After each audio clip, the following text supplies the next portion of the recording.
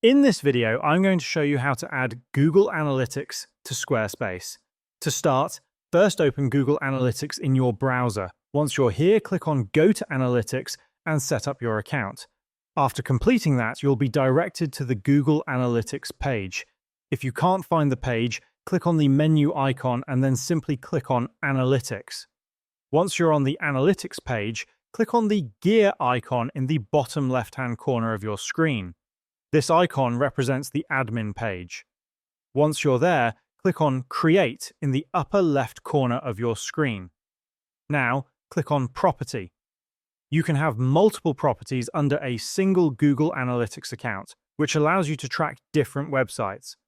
Begin by adding your property information one by one. First, you need to add a property name that is easily identifiable. Then, click Next. Next, you'll select your industry and the number of employees in your business, then click Next. After that, choose your business objectives and click Create. At this point, since you're adding your Squarespace site, click on Web. You'll now need to enter the URL. Go to your Squarespace site, copy the URL, and paste it here.